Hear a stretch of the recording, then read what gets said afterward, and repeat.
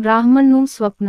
મારી ચેનલમાં નવા છો તો મારી ચેનલને લાઈક કરો, શેર કરો, સબસ્ક્રાઇબ કરો. ધન્યવાદ. એક ગામમાં સ્વાભાવકરીપણ નામનો બ્રાહ્મણ રહેતો હતો. તે ઘરે ઘરે જઈને ભિક્ષા માંગતો અને ભિક્ષામાંથી મળેલા ખોરાક પર જીવતો.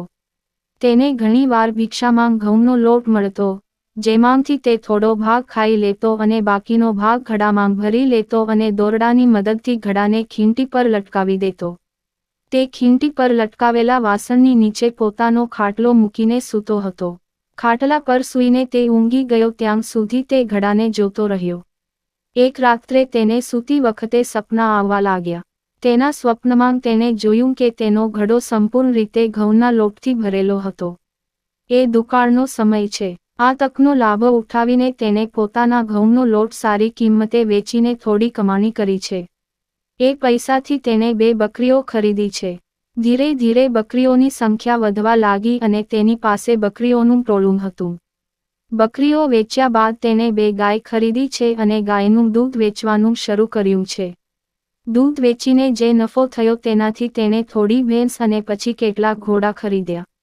તેણે ઘોડાનો વ્યવસાય શરૂ કર્યો છે, જે કૂદકે ને ભૂસકે વધી રહ્યો છે. તેની પાસે પૈસા અને અનાજની કોઈ કમી નથી.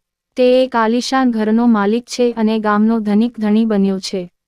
ગામના લોકો તેને ખૂબ માન આપે છે અને દરેક વ્યક્તિ તેની સુંદર પુત્રીના લગ્ન તેની સાથે કરવા માટે ઉત્સુક છે. એક સુંદર બ્રાહ્મણ છોકરીને જોઈને તેને લગ્ન કરી લીધા અને તે સુખી જીવન જીવી રહ્યો છે. લગ્ન પછી તેણીને એક પુત્રનો આશીર્વાદ મળ્યો, જેનું નામ તેણે સોમશર્મા રાખ્યું. સોમશર્મા એક રમતિયાળ બાળક છે. તેની બાળકો જેવી રમતો જોવા જેવી છે. એક દિવસ તે તબેલાની દિવાલ પર બેસીને તેના પુત્ર સોમશર્માનું બાળકોનું રમત જોઈ રહ્યો છે. એટલામાં જ સોમશર્મા માતાના ખોળામાંથી નીચે ઉતરીને તેમની તરફ આવવા લાગ્યા. આ જોઈને તે ગુસ્સે થઈ જાય છે અને તેની પત્ની પર બૂમ પાડે છે, તારા બાળકનું ધ્યાન રાખ. પરંતુ તેની પત્ની ઘરના કામમાં વ્યસ્ત હોવાથી તેની વાત પર ધ્યાન આપતી નથી. આ જોઈને તે ગુસ્સામાં તેને પગથી ફટકારે છે. બ્રાહ્મણ સ્વપ્નમાં જ પગ ખસેડવા લાગ્યો. તેને પગ ઊંચતાં જ તે ખીંટી સાથે બાંધેલા ઘડા પર અથડાયો અને ઘડો ફાટી ગયો. વાસણ વિખેરાઈ ગયું અને ઘઉંનો લોટ જમીન પર વેરવિખેર થઈ ગયો.